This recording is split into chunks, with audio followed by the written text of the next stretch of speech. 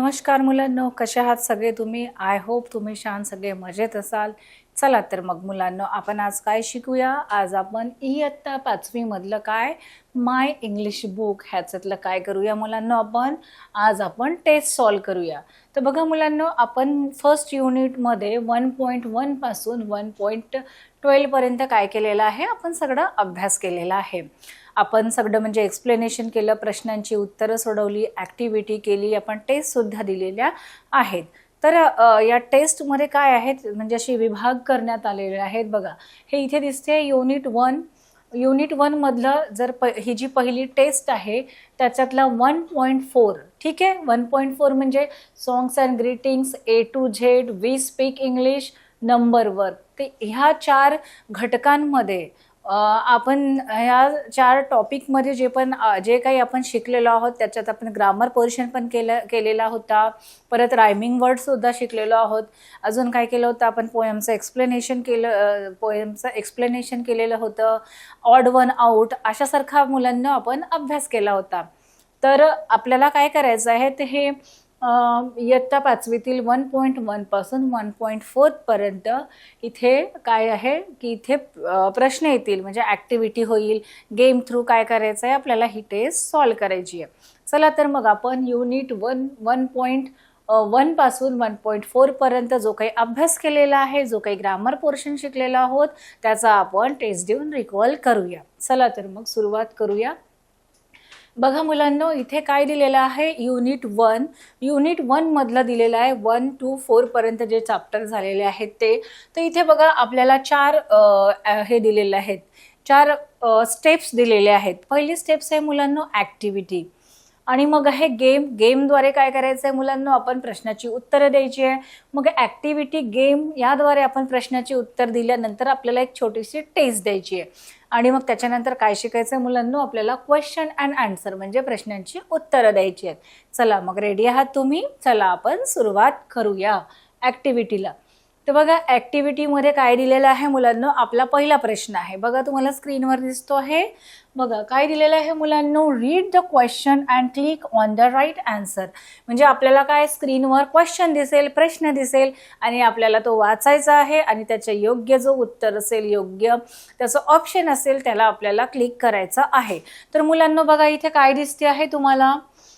Choose the correct letter and write in the box. म्हणजे आपल्याला इथे लेटर दिलेलं आहे, अल्फाबेट्स दिलेला आहे बघा, बी आणि डी, ठीक आहे. आणि इथे दिलेलं आहे OLL, ही स्पेलिंग दिलेली आहे. आणि बाजूला दिलेलं आहे मुलांनो आपल्याला एका डॉलचं चित्र दिलेलं आहे. कशाचं चित्र दिलेलं आहे? डॉलचं. तर डॉलची स्पेलिंग काय असते बघा? डॉलची स्पेलिंग कशाने स्टार्ट होईल? डीचा म्हणजे साऊंड काय आहे? ड. तर डचा साऊंड आहे तर कुठला अल्फाबेट लिहू आपण? डी लिहू.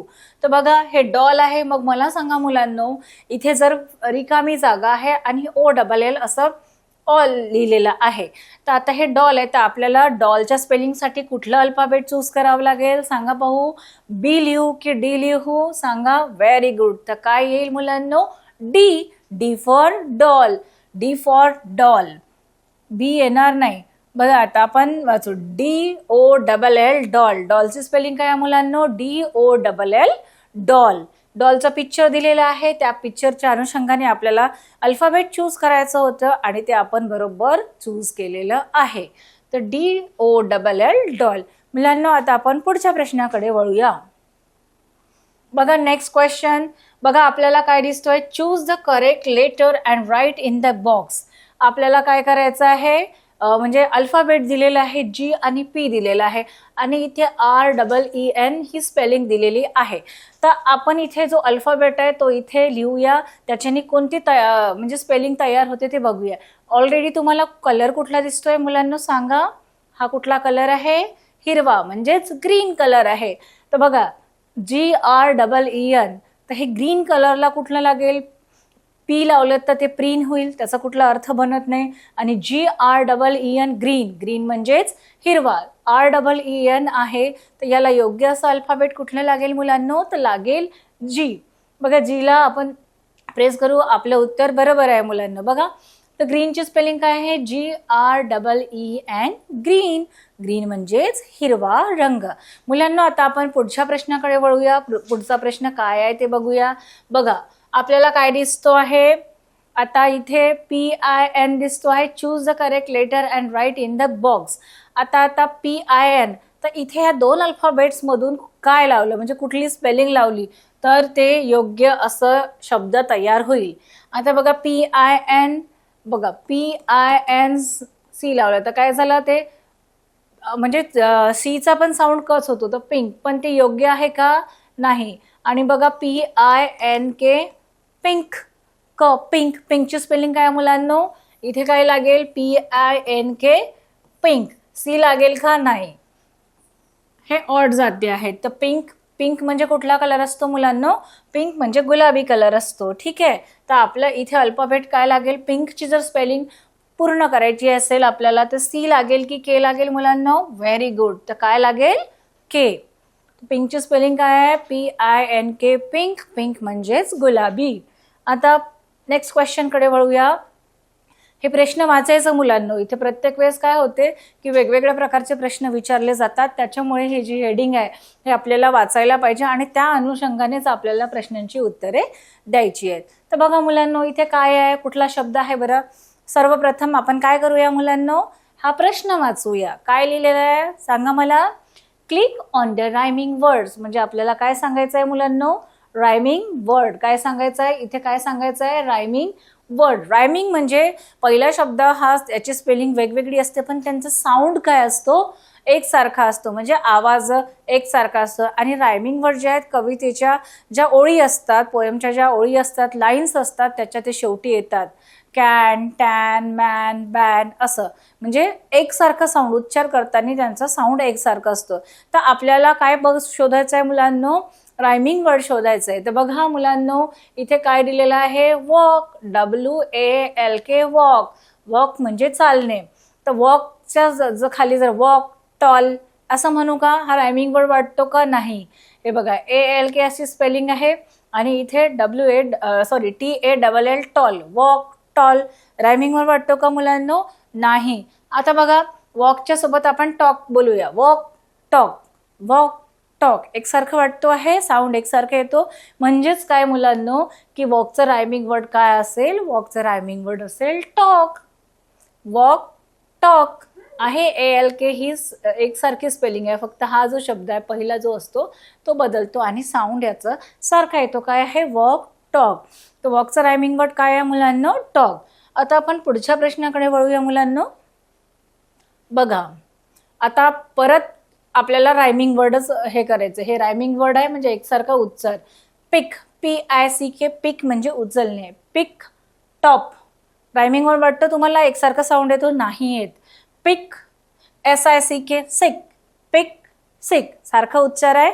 म्हणजेच पिकचा जो रायमिंग वर्ड काय आहे तो सिक आहे. मग पिक मधली जी स्पेलिंग आहे ICK ही सेम आहे आणि याच्यातलं यस आणि पी काय आहे थोडं, म्हणजे ही पहिली स्पेलिंग वेगळी असते. बघा याचा रायमिंग वर्ड वाटतो पिक, सिक. एकसारखा साऊंड येतो, एकसारखा उच्चार येतोय. पुढच्या प्रश्नाकडे वळूया मुलांना आपण. बघा तुम्हाला काय दिसतो पिक्चर मध्ये? हा काय दिसतो? याला आपण काय म्हणतो? नेस्ट म्हणतो. नेस्ट मध्ये काय आहेत? अंडी आहेत, म्हणजेच एग्स आहेत. तर इथे पण आपल्याला रायमिंग वर्ड काय करायचं आहे? शोधायचं आहे. मुलांना बघा इथे काय आहे? NEST, nest. SING, सिंग. आता रेस्टचं जे रायमिंग वर्ड आहे त्याच्यासारखा उच्चार असणारा शब्द सांगा. आता आपण 2 रायमिंग वर्ड सॉल्व्ह केलेले आहेत मुलांना. कुठला येईल बरं सांगा पाहू? Very good.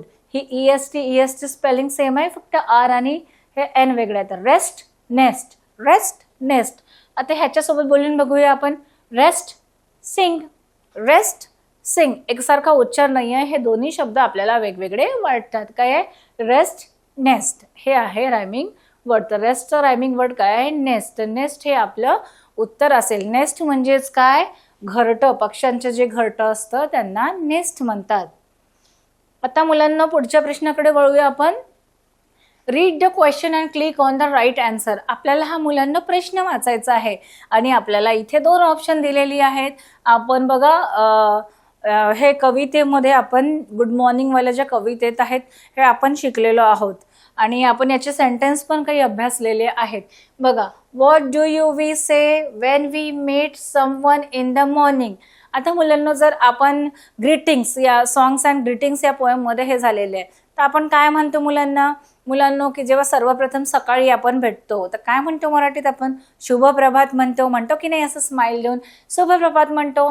मग आपण इंग्लिशमध्ये काय म्हणू? जर संबंध, आता तुम्हाला कोणी स्कूलमध्ये गेल्यानंतर तुम्हाला टीचर्स सापडतात, भेटतात, काय म्हणतात तुम्ही? Good morning teacher. दुपार झाली असेल तर आपण म्हणतो गुड आफ्टरनून टीचर, आणि संध्याकाळ झाली तर म्हणतात गुड इव्हनिंग टीचर. तर आपल्याला या प्रश्नामध्ये काय विचारलेलं आहे मुलांना? What do we say when we meet someone in the morning. काय म्हणतो? बघा, ऑप्शन आहे good morning and good night. Night म्हणजे सकाळी, तर आपण गुड नाईट म्हणू शकत नाही, तर आपण बोलतो गुड मॉर्निंग.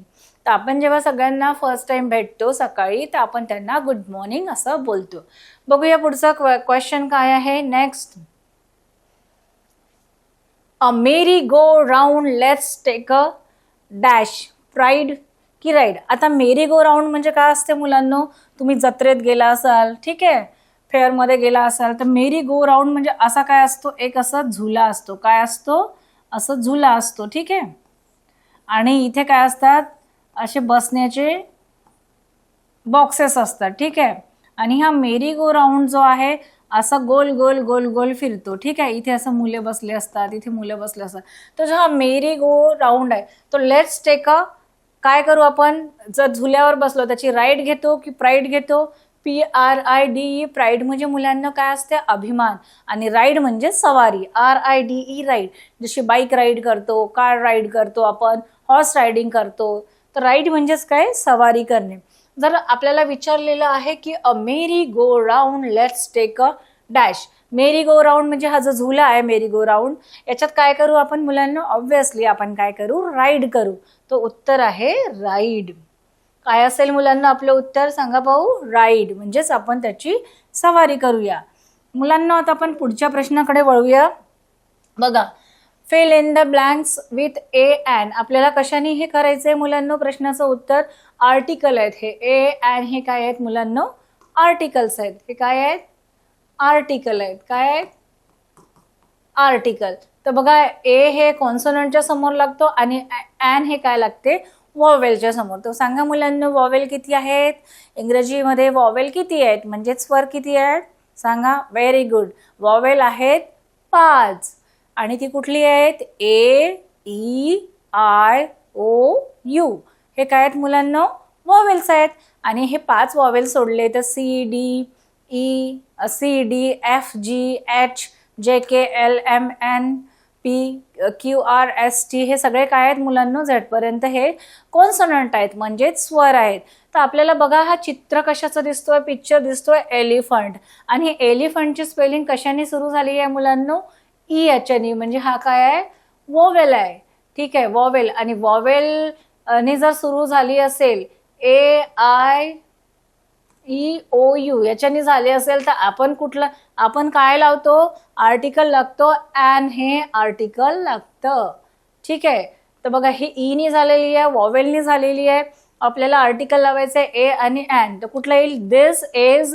तर बघा, दिस इज एलिफंट. तर काय म्हणू? दिस इज ॲन एलिफंट. तर उत्तर काय असेल मुलांनो? ॲन. तर कुठलं लागेल आपल्याला? आर्टिकल ॲन लागेल.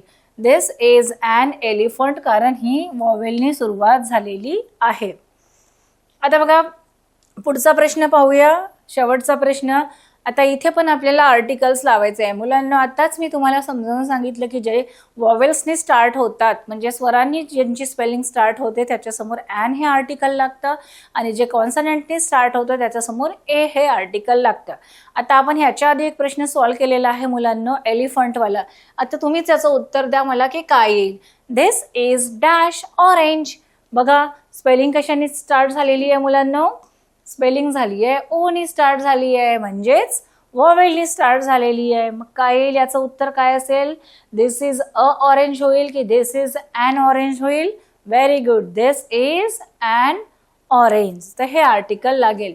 मुलांना आपण काय केलेलं आहे, हे जे 10ही प्रश्न आहेत आपण आपल्या अभ्यासक्रमानुसार जे अभ्यासलेलं होतं त्याप्रमाणे आपण याची उत्तरं दिलेली आहेत. आपण शिकलेलो होतो हे, त्याच्यामुळे तुम्हाला पण समजलं असेल आपण ही ॲक्टिव्हिटी पूर्ण केलेली आहे.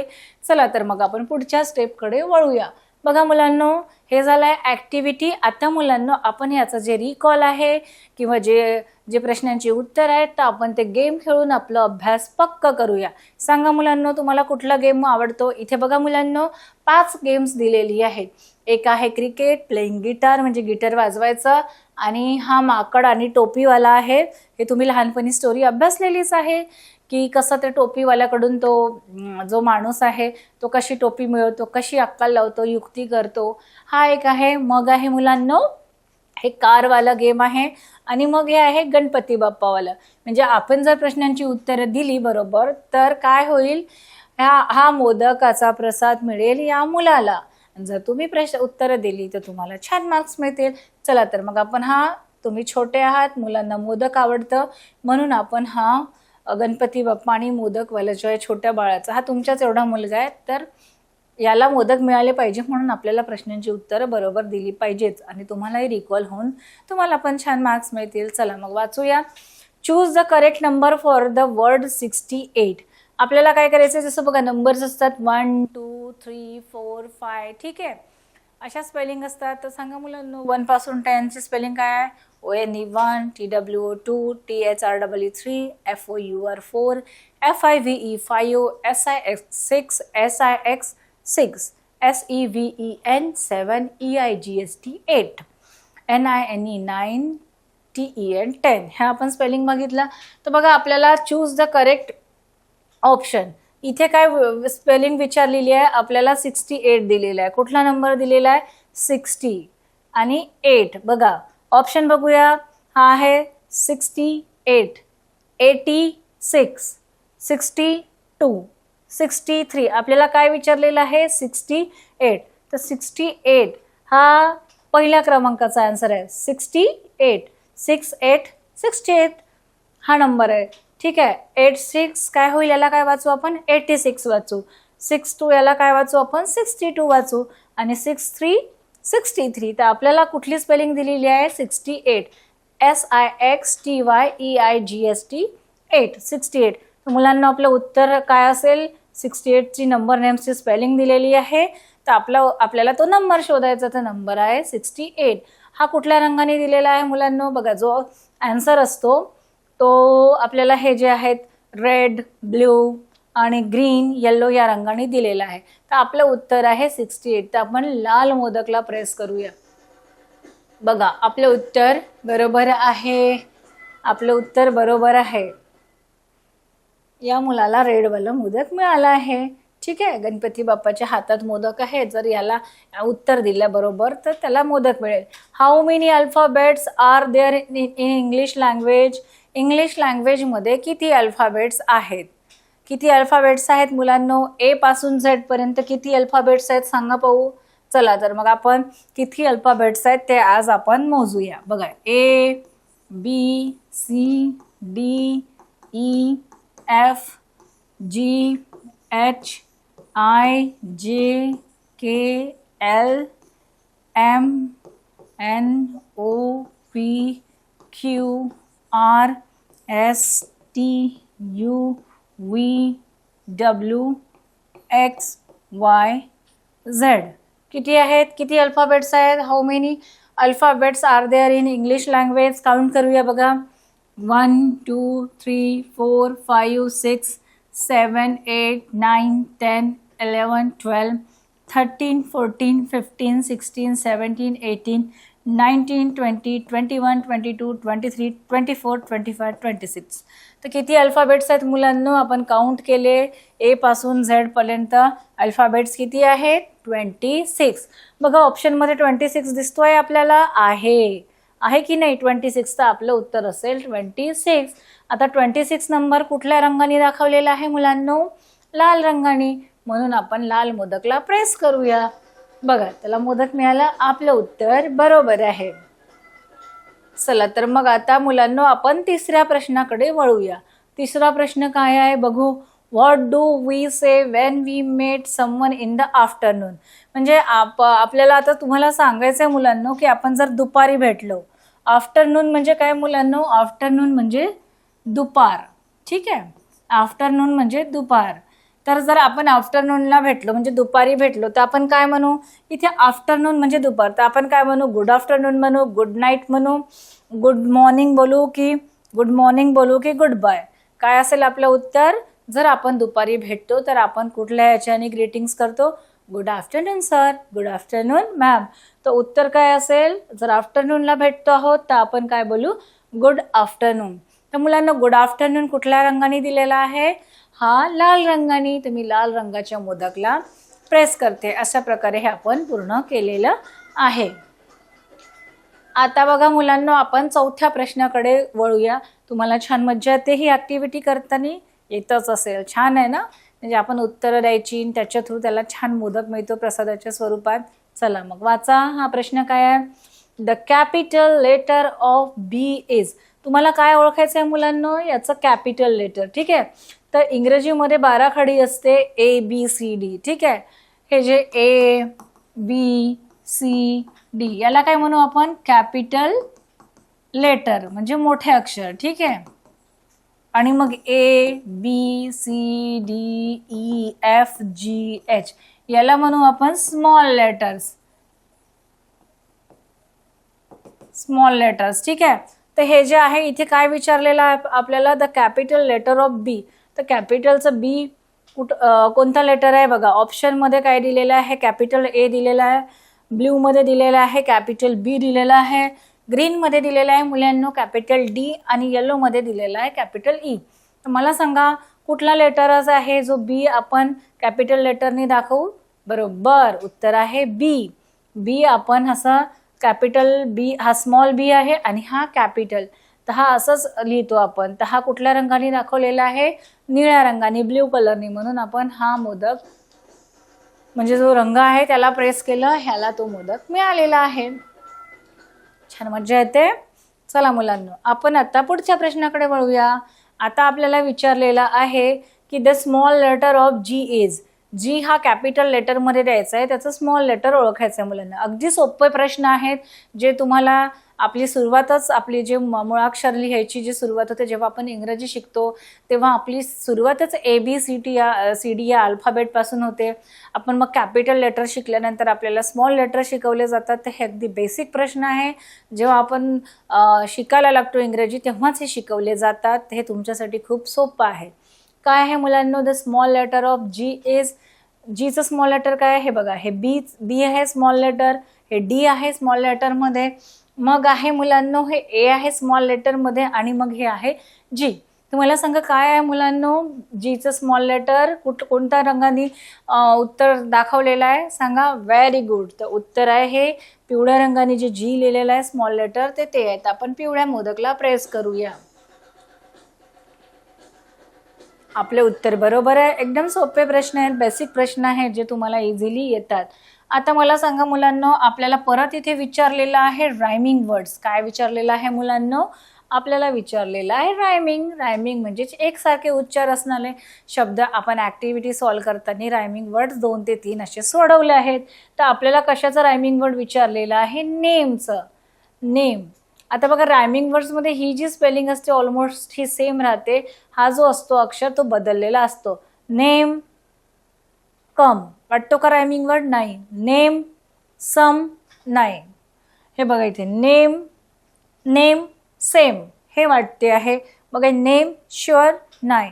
बघा हे नेम AME इथे स्पेलिंग ही सेम आहे, फक्त इथे N दिलेला आहे आणि इथे S. तर याचं रायमिंग वर्ड काय येईल मुलांनो? Rhyming word for a name is, तर त्याचं उत्तर आहे नेम, सेम. हे रायमिंग वर्ड एकसारखं उच्चार आहे. हे कुठल्या रंगाने दिलेलं आहे मुलांनो? हे आहे हिरव्या रंगाने. चला तर मग आपण हिरव्या मोदकला प्रेस करूया. बघा मुलांनो, ह्याला मोदक मिळालेलं आहे. बघा मुलांनो, आता आपण काय करूया? 7व्या प्रश्नाकडे वळूया. बघा, द क्वीन फाउंड. आपण ही स्टोरी अभ्यासलेली आहे. Number work. काय होतं या स्टोरीचं नाव मुलांनो? Number work. सांगा पाहू त्या स्टोरीचं मेन टॉपिक काय होतं? The golden feather. काय होतं? Golden feather. ते गोल्डन फेदर क्वीनला सापडते, राणीला सापडते. मग तिला लोक भेटतात आणि ते मग तिला फेदर मागतात. त्याच्या बदल्यात तिला हिरे, मोती, डायमंड, पर्ल, गोल्डन कॉइन्स द्यायला तयार होतात. म्हणजे आणि तो फेदर फक्त तिच्या छोट्याशा बाळाला देते. ती ही स्टोरी होती नंबर 1. तर त्याच्यातला हा प्रश्न आहे, the queen found a dash feather. क्वीनला कोणत्या रंगाचा फेदर मिळाला होता? BLACK black. ब्लॅक म्हणजे काळा. मिळाला होता का? नाही. WHIT व्हाईट पांढरा. नो. मग बघा, GOLDEN गोल्डन. GOLDEN golden. आणि चौथा आहे DIAMOND डायमंड.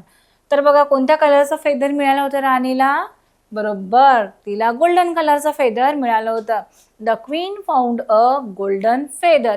गोल्डन जो दिलेला आहे तो ग्रीन रंगाने दिलेला आहे. आपण ग्रीन रंगाच्या मोदकला काय करूया? क्लिक करूया मुलांना.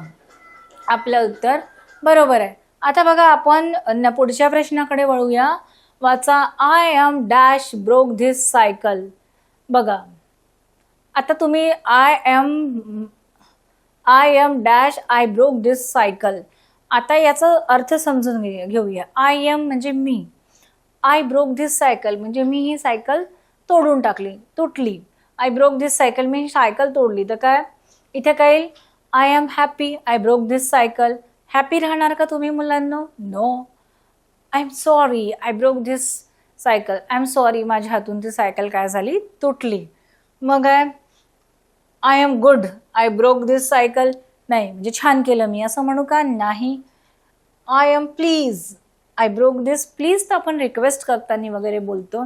तर हे ब्रोक दिस म्हणजे काय? हे सायकल तुटली तर तो काय म्हणेल? आपल्या हातून एखादी वस्तू तुटली, आपल्या हातून कप तुटला किंवा पाणी सांडलं तर काय म्हणतो मुलांना? आपण आय एम सॉरी बोलतो. काय बोलतो? सॉरी म्हणजे मला माफ करा. मग काय येईल? I am sorry I broke this cycle. तर उत्तर असेल सॉरी. आता सॉरी कोणत्या रंगाने दिलेला आहे? आन्सर मुलांनो निळ्या रंगाने. तर मग निळ्या मोदकला आपण प्रेस करूया. I am sorry I broke this cycle. तर उत्तर आहे सॉरी. बघा मुलांनो आता आपला पुढचा प्रश्न आहे, वाचा पाहू काय आहे. बघा, according to the song we will be dash together. आपण जी कविता अभ्यासलेली होती, ठीक आहे, अकॉर्डिंग टू द सॉन्ग म्हणजे सॉन्गच्या अनुसार dash together. Songs and greetings he poem अभ्यासली होती आपण. तर त्या पोएमच्या कवितेच्या अनुषंगाने आपण काय म्हणू? एक एक ऑप्शन आपण ऍड करून बघूया. According to the song we will be sad together. आपण एकत्र असू तेव्हा सॅड असू का? दुःखी असेल का? नाही. दुसरं वाचू, according to the song we will be hopeless together म्हणजे कुठलीही आशा न नसणारे होपलेस. नाही. मग वाचूया, we will be happy together.